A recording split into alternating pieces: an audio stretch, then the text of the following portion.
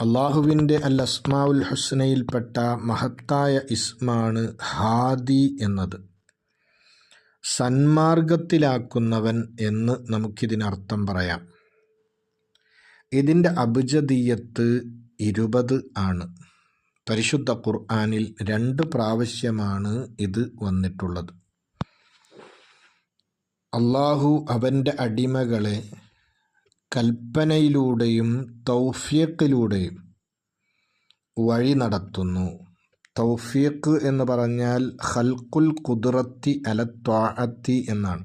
ഇബാദത്ത് ചെയ്യാനുള്ള കഴിവിനെ സൃഷ്ടിക്കുക എന്നാണ് തൗഫീഖിൻ്റെ അർത്ഥം. അപ്പോൾ തൗഫീഖ് നൽകിയും കൽപ്പനകൾ നൽകിയും അടിമകളെ വഴി നടത്തുന്നു. ഓരോ വസ്തുക്കൾക്കും അതിൻ്റേതായ സൃഷ്ടിപ്പിനെയും അള്ളാഹു നൽകുന്നു. എന്നിട്ട് അതിനെ അള്ളാഹു വഴി നടത്തുന്നു. അള്ളാഹു സൃഷ്ടിച്ച വസ്തുക്കളെ അള്ളാഹു ഉദ്ദേശിക്കുന്ന മാർഗത്തിലൂടെ അള്ളാഹു സഞ്ചരിപ്പിക്കുന്നു. അത് അതിൻ്റെ ദീനിൻ്റെ വിഷയത്തിലും ദുനിയാവിൻ്റെ വിഷയത്തിലും എല്ലാം.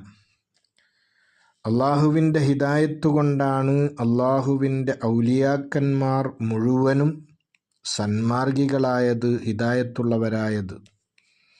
അള്ളാഹു ഹിദായത്ത് നൽകുന്നത് കൊണ്ടാണ്, അഥവാ അള്ളാഹു തആല നേർവഴി കാണിച്ചു കൊടുക്കുന്നത് കൊണ്ടാണ് ഓരോ ജീവികളും, മനുഷ്യരല്ലാത്ത മറ്റു ജീവികളുമൊക്കെ അവകൾക്ക് നന്മയാകുന്ന കാര്യങ്ങളിലേക്കൊക്കെ അവകൾ പോകുന്നതും അവക്ക് പ്രയാസമുണ്ടാക്കുന്ന കാര്യങ്ങളിൽ നിന്ന് അവകൾ അകന്നു നിൽക്കുന്നതും.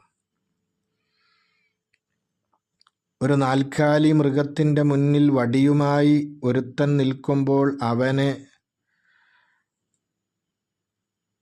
അവൻ്റെ അടിയിൽ നിന്ന് ആ മൃഗത്തെ അകറ്റി നിർത്തുന്നത് അള്ളാഹു അതിന് കൊടുക്കുന്ന ഒരു പ്രത്യേക ഹിദായത്ത് കൊണ്ടാണ്.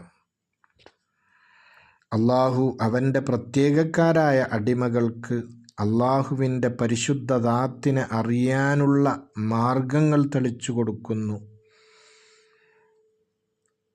അവർ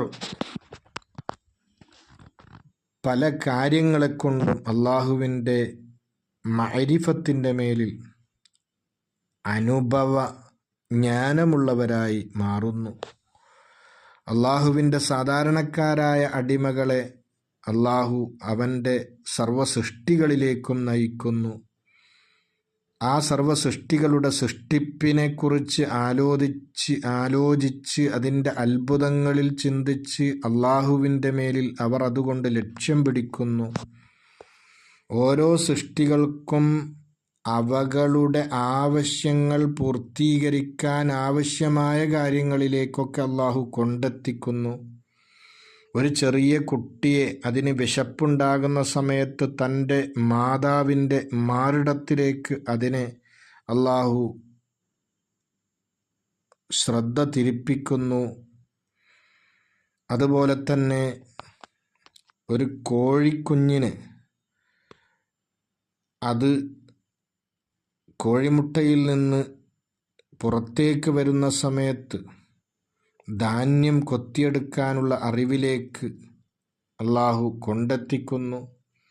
തേനീച്ചയെ അതിൻ്റെ വീട് നിർമ്മിക്കുന്നൊരവസ്ഥയിലേക്ക് അതിനെ എത്തിക്കുന്നു. ഈ രൂപത്തിൽ എല്ലാം അള്ളാഹു തആല ഹാദിയാണ്, നല്ല മാർഗത്തിലേക്ക് നയിക്കുന്നവനാണ്, നല്ല മാർഗത്തിലാക്കുന്നവനാണ് എന്ന് നമുക്ക് പറയാം. അള്ളാഹുവിനെക്കുറിച്ച് അള്ളാഹുവാണ് ഹാദി എന്ന തിരിച്ചറിവിലേക്ക് ഒരാൾ എത്തിക്കഴിഞ്ഞാൽ തീർച്ചയായും ഹിദായത്തിന് അവൻ അള്ളാഹുവിൽ നിന്നായിരിക്കും തേടുക. അവൻ ഉദ്ദേശിക്കുന്ന സർവകാര്യങ്ങളിലും അള്ളാഹുവിനെയായിരിക്കും അവൻ അഭയമായി കാണുന്നത്. കെട്ടുറപ്പോടുകൂടെ അള്ളാഹുവിനോടായിരിക്കും അവൻ ബന്ധം പുലർത്തുന്നത്. ഹാദി എന്ന ഇസ്മ കൊണ്ട് തഅല്ലുഖ്, ബന്ധം പുലർത്തൽ,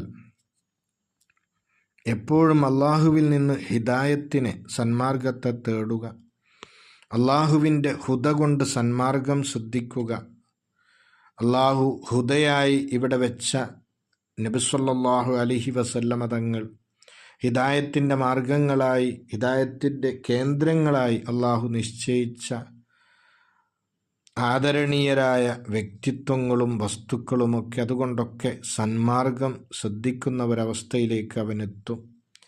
ഏതൊരു കാര്യത്തിലും ഹാദിയായ റബ്ബിനോട് ദുആ ചെയ്യുക, സൃഷ്ടികളോടുള്ള ഇടപാടുകളിലും പെരുമാറ്റത്തിലും സൽസ്വഭാവം ഉള്ള ഒരവസ്ഥയിലേക്ക് അവൻ എത്തുക. അള്ളാഹുവിനോടു കൂടെ എപ്പോഴും സത്യസന്ധതയിലും സൃഷ്ടികളോടുകൂടെ എപ്പോഴും നല്ല സ്വഭാവത്തിലും ആയി മാറുക. ഈ ഗുണങ്ങളെല്ലാം ഈ ഇസ്മുമായിട്ട് ബന്ധം പുലർത്തുന്നവരിൽ പ്രകടമാകും എന്നാണ്. ഹാദി എന്ന ഇസ്മു കൊണ്ട് സ്വഭാവം ശ്രദ്ധിക്കേണ്ടത് മഹത്തുക്കൾ പഠിപ്പിച്ചു. മറ്റുള്ള അടിമകളെ അവരുടെ ദീനിയായ നന്മകളിലേക്കും ദുന്യവിയായ നന്മകളിലേക്കും വഴി നടത്തുക. ഓരോ അടിമകൾക്ക് അവർക്ക് ദീനിയായ നന്മയും പുരോഗതിയും എന്താണോ, അല്ലെങ്കിൽ ദുന്യവിയായ നന്മയും പുരോഗതിയും ഏതിലാണോ അതിലേക്ക് നയിക്കുക. അവരെ ഹക്കിലേക്ക്, സത്യത്തിലേക്ക്, അല്ലെങ്കിൽ ഹക്കായ അള്ളാഹുവിലേക്ക് വഴി നടത്തുക. ഇതൊക്കെ നമ്മൾ ഉണ്ടാക്കിയെടുക്കലാണ് ഹാദി എന്ന ഇസ്മു കൊണ്ട് സ്വഭാവം ശ്രദ്ധിക്കൽ. ഈ ഇസ്മിൻ്റെ പ്രത്യേകതയായി മഹത്തുക്കൾ പഠിപ്പിക്കുന്നത് കാണാം. ഇത് അതിൻ്റെ അബ്ജദീയത്ത് പ്രകാരമോ അല്ലെങ്കിൽ അതിലധികമോ ചൊല്ലുമ്പോൾ തീർച്ചയായും അത് ചൊല്ലുന്നവരുടെ ഹൃദയത്തിന് സന്മാർഗം ലഭിക്കും. ആ ഹൃദയം നല്ലത് മാത്രം ചിന്തിക്കുന്ന ഹൃദയമാകും. ആ ഹൃദയത്തിൻ്റെ ഉടമ നേർവഴിയിൽ ആകും. പല ദുഷിച്ച ചിന്താഗതികളും പ്രവർത്തനങ്ങളും ഇടതടവില്ലാതെ നടന്നുകൊണ്ടിരിക്കുന്ന ഈ കാലഘട്ടത്തിൽ തീർച്ചയായും അവരുടെ തിന്മകളൊക്കെ അവരിൽ നിന്ന് ഇല്ലാതെയാകാനും നേർവഴിയിലാകാനും യാ ഹാദി യാ അല്ലാ എന്ന ഇസ്മിനെ ധാരാളമായി ചൊല്ലിയാൽ മതിയാകും എന്നാണ്.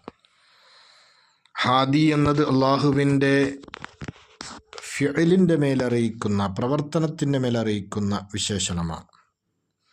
അള്ളാഹു അവൻ്റെ അടിമകളെ വിളിച്ചുകൊണ്ട് പറഞ്ഞു, നിങ്ങളെല്ലാം പിഴച്ചവരാണ്, ഞാൻ ഹിദായത്ത് ആക്കിയവർ ഒഴികെ. അതുകൊണ്ട് എന്നോട് നിങ്ങൾ ഹിദായത്തിനെ തേടണം, എങ്കിൽ നിങ്ങളെ ഞാൻ ഹിദായത്തിലാക്കും എന്ന് അല്ലാഹു തആല പഠിപ്പിച്ചതായി നമുക്ക് കാണാൻ കഴിയും. ഓരോ സത്യവിശ്വാസികളും ഒരു ദിവസത്തിൽ ഏറ്റവും ചുരുങ്ങിയത് 17 പ്രാവശ്യം അള്ളാഹുവിനോട് നിർബന്ധമായും ചോദിക്കേണ്ടുന്ന ഒരു കാര്യമാണ് ഹിദായത്ത്.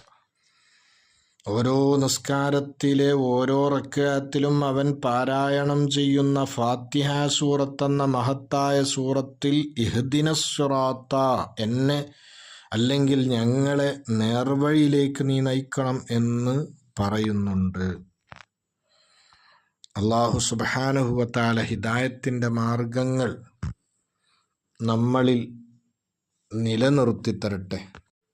നമ്മുടെ ജോലികളിലുള്ള ഉയർച്ച, അതുപോലെ തന്നെ സ്ഥാനമാനങ്ങൾ, ജോലി സംബന്ധമായ സ്ഥാനമാനങ്ങൾ, ഇതൊക്കെ ലഭിക്കാൻ ഈ ഇസ്മിനെ ധാരാളം ചൊല്ലിയാൽ മതിയാകുമെന്ന് പണ്ഡിതന്മാർ പറയുന്നു.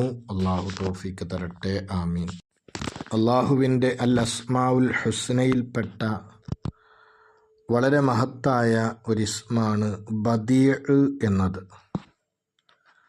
മുൻ മാതൃകയില്ലാതെ സൃഷ്ടിക്കുന്നവൻ,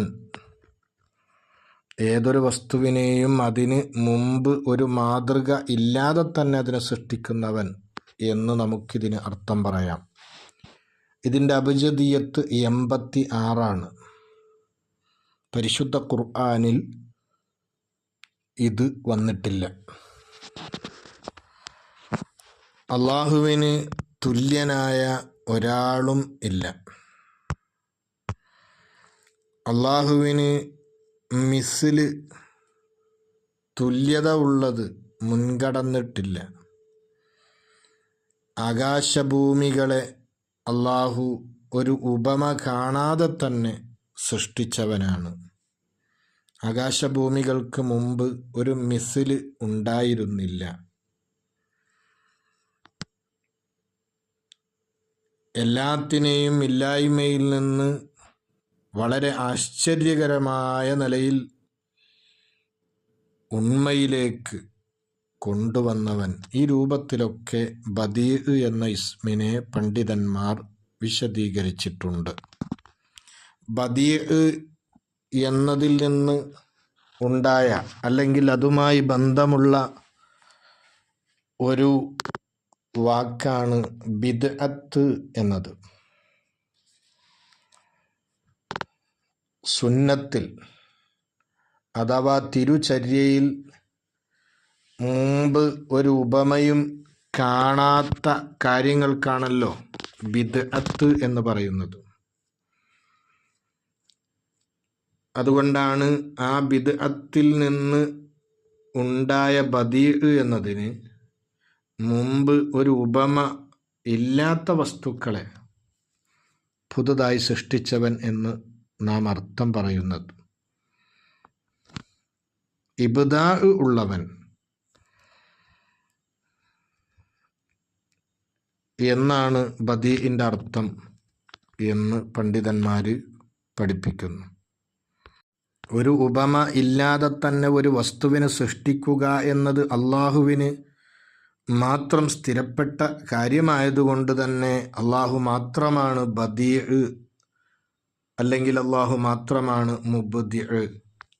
സൃഷ്ടികളായ ആളുകൾ പല വസ്തുക്കളെയും ഉണ്ടാക്കുന്നുണ്ട് എങ്കിലും അതൊക്കെ ഒരു ഉപമ നോക്കി ഉണ്ടാക്കുന്നതാണ്. സൃഷ്ടാവായ റബ്ബ് ഒരു ഉപമയും ഇല്ലാതെ തന്നെ വസ്തുക്കളെ സൃഷ്ടിക്കുന്നവനാണ്.